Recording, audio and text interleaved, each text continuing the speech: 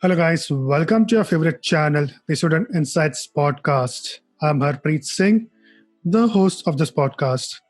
Are you thinking about going to States? Well, this is the podcast for you. Well, you might say, Harpreet, you already have two episodes on States. Why are you doing the third one?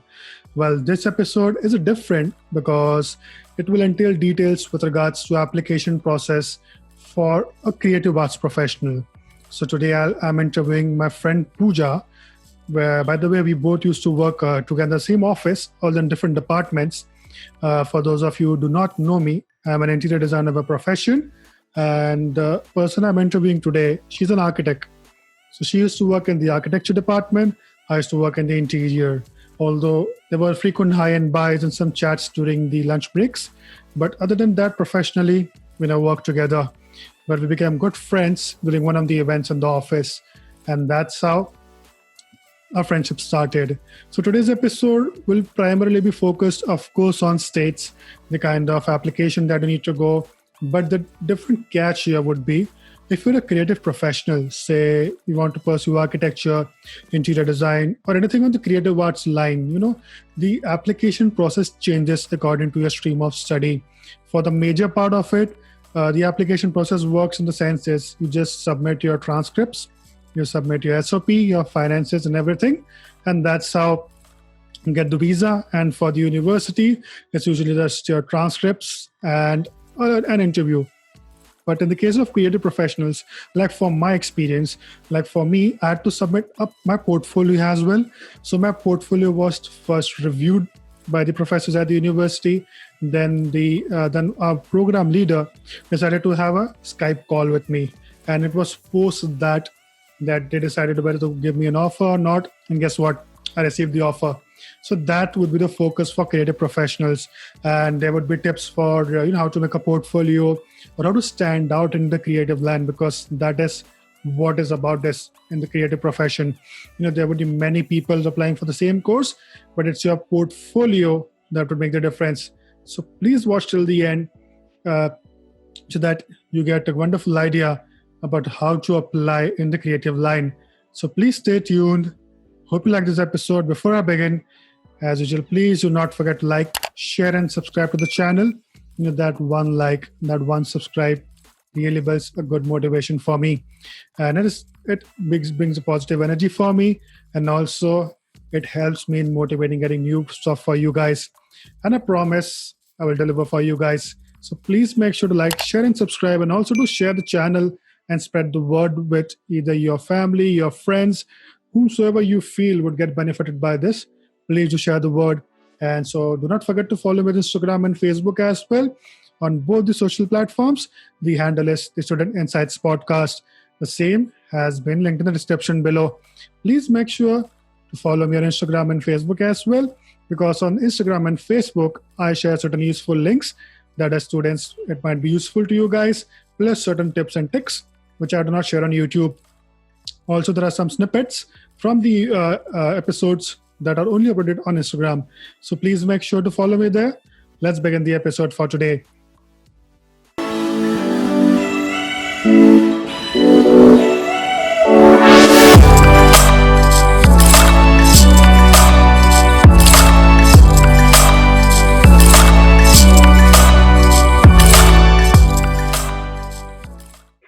Today I have my dear friend Pooja all the way from US. Hi Pooja, how are you doing? Hi, Preet. I'm good. How are you? I'm really doing good. Thank you. Firstly, make a big thank you for spending time from your valuable time and carving out space for us and doing this Mhm. interview, especially early in the 10 o'clock in the morning. I really appreciate that. Thanks for coming on an No episode. problem. Thank you. The pleasure's mine. So, could you start with a small introduction about who you are so that the viewers get an idea? Okay, so my name is Pooja. I did my bachelor's in architecture in Mumbai, and then I realized I wanted to design at a larger scale. So I was thinking between like urban design and community and regional planning and urban planning. So I completed my community and regional planning from University of Texas at Austin. And graduated last year, 2019. Okay, University of Texas. That's nice. Hmm. So let's start and take you back. When you were thinking of going to states. So how did you finalize Mhm. on US as a destination for education? What was the parameters that you thought about, or how was the finalization process for you? Hmm. Honestly, I think I mostly because most of my seniors and alumni from my school have gone to the US, Hmm. so I knew a lot more about US and other countries. So it was, I mean, it was a little no baller kind of thing for me. US universities are like really world known, well known for their courses and everything, whereas in other countries you may end up in a bit of a mediocre university, or not that well known those Hmm. lines. Yeah. So for you, the brand value was important, so that once you have the name of a CV, it kind of adds some Yeah. edge to it. More than brand value, it's also like you knew about. I had seen some of my professors' work before coming here, so I don't know that much about other universities. That was very important to me. Okay, so that's how you finalize Yeah. you. Then this particular university.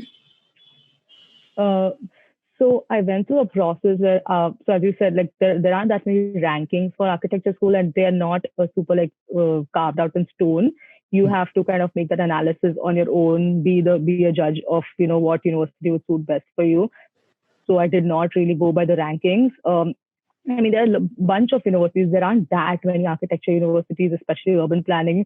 That so it's like I made a list. Like I had a Excel sheet, and I put down all the universities that I had heard, where my friends had been, where my seniors had been, the universities that I had kind of read about and stuff like that. So I made a Excel sheet, and I think I had a lot of what do you say, factors in mind that affected my choice of university, like right from financial to state university to how is it in a city, is it in a college town, all of those factors. So out of that, University of Texas stood out for me because it ticked a lot of those boxes. That's great. So you had the parameters as Hmm. mentioned. Also, while finalizing, especially universities in your niche, just urban planning, the Hmm. university rankings, as you rightly mentioned, they're pretty general in the way they look at university. Very. It's with the basic infrastructure, what is the how Yeah. university and the kind of Hmm. people or the number of students that graduate. So what are the parameters that you specifically look into? What are the modules that you are thinking that okay, in urban planning I need to do this, and plus the Hmm. professors who were teaching the background, what were the basic or Hmm. the many focus thing for you?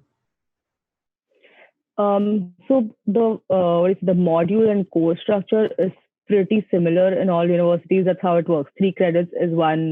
Sorry, but 3 credits one course. So you have to complete a particular number of courses for you to graduate.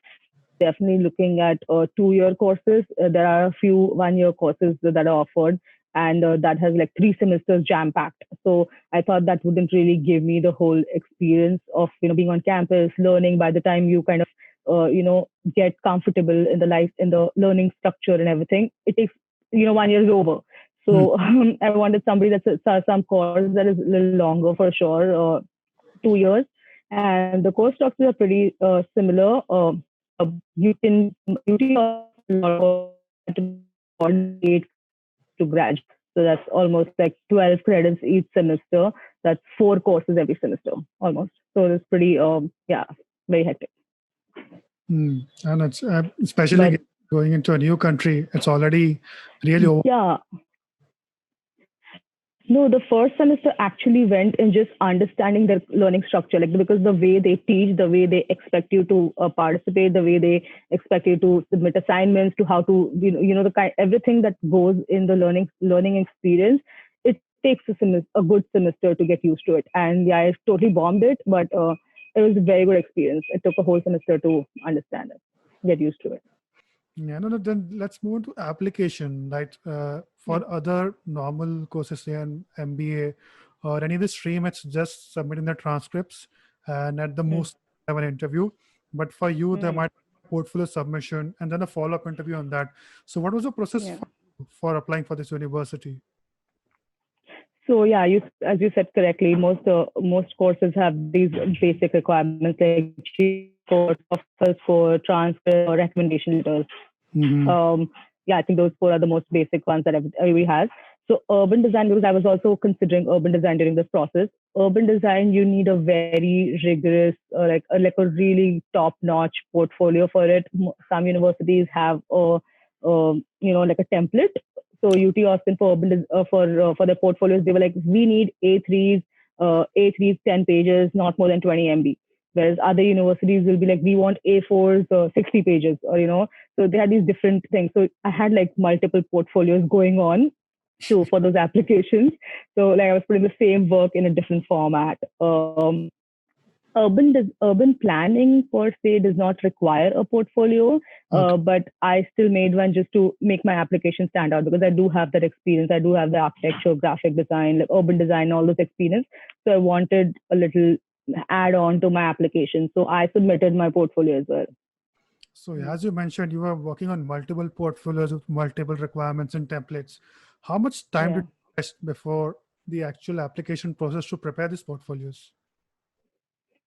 I was actually also working at that time with Harpreet. Actually, I was working at that time. I took 10 days off. I think, and I was working on my portfolio since a while. Like after coming home in the evenings, but I also took a 10-day break to work on my portfolios and my SOP. It was pretty grilling, particularly because I was making my portfolios different. So if like you're applying for urban design, you have to make sure that there are more urban design projects in that. If you're applying for urban planning, you need to make sure that there are more planning projects in that. So that also kind of varied. I was kind of vamping up a few of my projects, just doing a little touch ups. Like third year project was so bad, so I had to not redo, but like really work on them a little bit.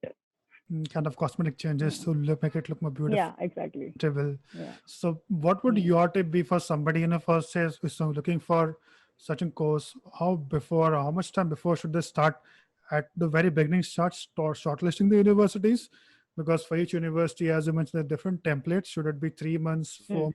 prior? They even think of starting the application process. So it really depends on what you're doing because I was working, so I had to give that extra effort, like working at a good 12 hours a day. So I took the extra effort in my portfolio, but in not I think 1 month would be more than enough. Also, depending on at what stage your drawings are, because some people have had made really good panels towards the end, so they have most of their work ready and they just have to pick and drop it in the template. But Mm. if somebody has to work on it, I would say give it a good month, like where you're just doing that, just the portfolio. And I had my Excel sheet, the university's sheet, like kind of going on in the background because I was constantly, getting new information from Facebook groups, WhatsApp chats, and everything. So I was constantly updating that Excel sheet if I hear something new. So that was just like a simultaneous process.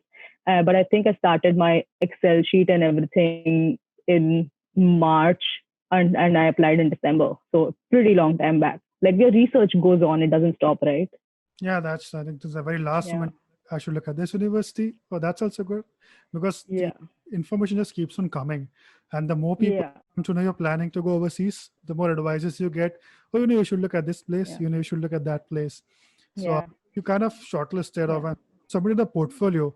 Was there a follow-up interview for you Mm-hmm. on the portfolio discussion before giving your final offer? Mm-hmm. I There wasn't a portfolio discussion, but there was an interview. It was a quick, like 15 or 30 minutes interview. It was with the graduate coordinator or the graduate advisor. And it was more on the lines of what is it that really interests you about the course? We read your SOP. You seem like to be more leaning towards urban design as well. How are you planning to bring those things to urban design? Hmm. And they were trying to gauge my interest and see if we were a good fit in that interview. They didn't go through my portfolio per se. Okay. And as with the Yeah. portfolio, do you think, say, has done their undergrad right now, say in architecture, and if they're Hmm. planning taking the leap into urban planning, so should they Hmm. have some work experience like you had prior, or is it fair enough, Hmm. or will they have no issues? Of course, it depends on the candidate, but on a macro Hmm. level, to have some work experience and then apply for a master's, or is it fine just a direct jump would do for them? I think it's fine. I've known people who have had like architecture, construction, and interior design experience and directly going for urban planning. As I said, the portfolio is not necessary. It's just something I did because I had urban planning experience. So Mhm. I gave my portfolio, but most of the magic is in the statement of purpose. How you put forward your thoughts and tell them why you planning, how to apply or understandings in planning. So it depends on you. If you want experience to so for me, putting my finger on urban planning was actually a process where I actually realized that okay, I like urban design. I can design on a larger scale. Now I want to understand the policies and everything, financials and everything that goes behind it. So for me, that experience is important. But if there's somebody who's done architecture and he instantly knows that I want to do urban planning, go for it. Just explain it well in the portfolio. Okay, so there's not Yeah. much like for the work experience side. So are there scholarships for this stream, unlike other? Hmm. There are. I actually got a very good scholarship for both years. And it's kind of a secret that I will tell you on this podcast. When you, what? Yes, please spread. Sorry? Yeah. So the thing is, so when you apply, most colleges, when you apply, you're directly also evaluated for scholarships, or sometimes they have like a apply for scholarships here kind of thing.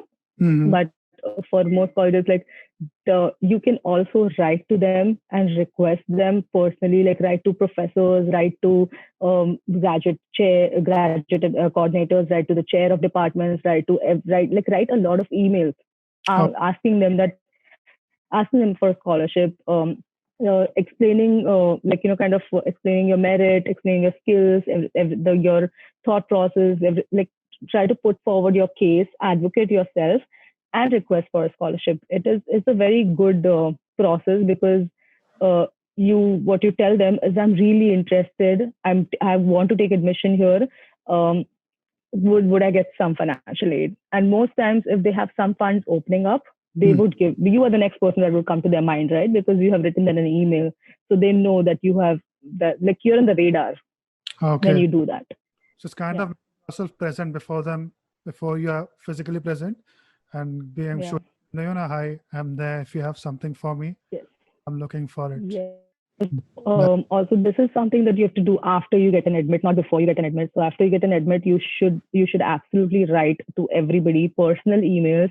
Um, Look over their work, see why you would be a good fit to be a GRA, you would be a TA, and not just architecture. So if you're in architecture, you can also be a TA or a GRA for mass media, for human interaction. There are various courses that could require your skills. So you have to write a lot of emails in the number of like hundreds so could you just expand? personally. It's like TA or GRE for somebody doesn't know yet what do they mean? Yeah. Okay. So TA is teaching assistant, where you would be a teaching assistant to a professor who's conducting the course. Okay. I have never been a TA, so I cannot expand that much on it. But you have to. A lot of the work is like conducting discussions. So reaching out to students if they have any questions, um, checking some of the assignments and those parts. Again, I've not done that much of it. Uh, and the GRA position is a research assistant position. So if a professor, also professors have grants for their own research. So if a professor is doing their research in, say, urban design or some particular field of transportation planning, and they want a little help with somebody to do research on that thing, they would hire you because they have a grant from somewhere else. So that poor professor is hiring you to be their research assistant. And there are differences in the Hmm. benefits and the stipends that you would get in both of those positions. Actually, that's very nice what you mentioned about these two things. It also adds on a CV, has an experience. So if you're Hmm. from the outside of the states, so when you're applying for jobs, it actually then shows your online experience. Okay, you might have experience Hmm. back in your own country, but the working Hmm. methods, the way they work, the structure, and the Hmm. way they approach things is very different. So this kind Yeah. of adds on to your CV. That's really good about Yeah. that. Absolutely. Once then you applied and then all the paperwork is done, next comes the packing, which is I think the most Yeah. hectic for a student, as a bigger Mm-hmm. the application process, because Hmm. once you start packing you realize you need to take your entire wardrobe and a bedroom with you. But yeah, Yes. And kitchen. yeah. Definitely. Wardrobe, bedroom, kitchen.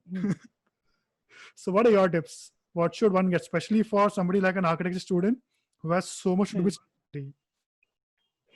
So there is a lot of stationery. You get a lot of stationery here as well. I did not need that much stationery because I was doing urban planning. It doesn't require model making that much. It doesn't require like sketching as much. So I didn't carry that much stationery, just some like nice good pens and pencils and that kind of stationery. But I think my parents were really excited about packing the whole kitchen thing and the folding clothes, and that was a fun experience for them. So I left that department to them. I had rolled up all my clothes because it kind of takes less space, and we saw all these tactics of planning very, yeah, make sure that you have your own kitchen, everything. Like even though you may be living with roommates and stuff, Huh? just make sure that you have your own range of kitchen utensils. So there aren't any sort of problems there. So, what are the must-haves, like for especially from an Indian kitchen point of view, one should carry? Everything. So my mother gave me all masalas in small like packets. Then she was like, you go there and you remove those packets ka masalas and dabbas yourself. So she literally gave me everything, right from like three chammach, three forks, because she wanted me to be very self-sufficient. And like, I had just enough kitchen supplies for myself. So Oh, she gave me like all the masalas little bit, and that would do me a good 3 to 6 months. Yeah. and with packing, also the next important stuff to carry is your documentation. So, how did you Oh go yes. the originals and the number of photocopies? So, did you have any special tips on this? I don't think I required my originals anywhere. Sorry, I didn't. I don't think I required photocopies anywhere because I had done all those processes beforehand. But absolutely take like keep them close to your heart. All of your original documents, carry them in your carry-on bag at the airport. So like don't put it in the check-in everything. Just keep it to yourself. I had a few photocopies, but they're still lying. I don't think I ever used it. Okay. And with flights, Yeah. did any flight carrier give you some extra baggage allowance or weightage when you showed them that you're a student, you're traveling overseas for the first time? I have some extra Hmm. luggage. I carry three bags, three check-in bags, one carry-on, and like a Okay. one personal bag. Most when you're booking the flight and you're booking the flight on F1 visa, they generally allow you three bags, but sometimes it's just two bags. They would definitely not give you extra weight to carry per se, because most times it's a connecting flight where once you check in your baggage at Mumbai, Delhi, wherever you are, you check in there and you will directly receive it in United States, even though you had a layover. So they don't like check your bags at every stop. Yeah. Okay. So after Yeah. the packing is done, and for flight bookings, do you have any hacks or when should one book the flight or how much before to avail a good price? Because as later you go for it, the more expensive it turns out to be. Hmm. So I actually booked my flight through an agent. It's not necessary; you can do it yourself. But I did it at least 2 3 months in advance. The moment I paid my deposit fees, I knew that I was going to Austin. That's when I started looking at flights and a good day, because when you start early, you can pick a day as well, right? Like the on the day that the flights are the cheapest. Yeah, that's Yeah, great. And then once you definitely start the moment. Yeah, yeah, sorry. once I think the confirmation is in, or else you're confident that this is a place I'll be Yeah, going. I think that's the right moment to just book the flight and avail the yeah, maximum benefit as you can. And then once you landed, yeah. what budget process is for a student once you go there as a newbie, like getting your social security number, the SIM card. So what happens after that? Well, when I landed, there are a few organizations, like student help organizations, who kind of help you with pickups, or take you to the grocery store. Sometimes they're very kind. You can find these organizations on Facebook, I guess. Mhm. So I contacted somebody before coming, and because when you reach the airport, my house is really far, and I didn't know how to book a cab. I don't think you can give cash to the cab. You have to have an Uber or a Lyft or one of those things. So that is a good thing. Definitely, if you have friends, they can come pick you up. But I had somebody who received me at the airport. They took me to my house, and then the same day I went and opened an account in a bank because you need a debit card or a credit card. Like I had a Forex card as well, but I think it works as a debit card more or less. And credit cards is something that you would use. Yeah. So I went and opened an account and they gave me a debit or a credit card. They gave me a debit card instantly and the credit card came a few days later. But that was the first thing I did. The next day I went and got my SIM card because you need connection as well. Yeah. So I was using my home Wi-Fi for a little while just to contact other people, things and stuff like that. But the next day I got my own SIM card. So the phone and the SIM card, the bank account and the SIM card are the first two things I did. The SSN is you get an SSN only when you have a job. So when I got my first GRA position, they told me that before you start the job or before we can pay you, you need an SSN. So that was the process. I had to get an SSN before I started working.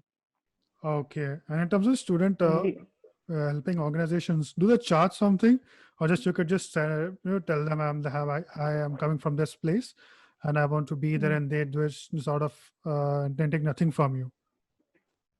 Oh, they were actually for student help. They want to give Okay. So there are some of these help organizations on campus. Some of them are off campus. Some of them are religious organizations who want to make sure that everybody feels at home and doesn't feel alone. So they're very kind, and you can find they don't charge. It's just out of generosity. You should be able to get in touch with them on Facebook groups or your own college groups. Hi guys, hope you liked the episode, in which I hope and I tried my level best to kind of throw light. If you're a creative professional and you're looking to apply to states, what is the process? How should you build a portfolio? The tips and tricks from the personal experiences of Pooja. I hope you're making a note, and also do share the word with your friends or family whom you think must be or are looking to apply for states, for that matter any country. Because as a creative professional, the application process is mostly similar. So please do share the word with your friends and family. Like, share and subscribe to the channel. And also do not forget to follow me on Instagram and Facebook. The handle is the Student Insights Podcast. Please make sure to follow my Instagram because there are certain small length content, video snippets, plus some useful links that I only post on Instagram. So which if you're a student, you might get useful links for websites that you can use if you're traveling to States or Canada, some tips and tricks, and many other things that would come handy for you. So please make sure to follow me on Instagram and Facebook as well. Thank you for watching this episode. See you in the second part.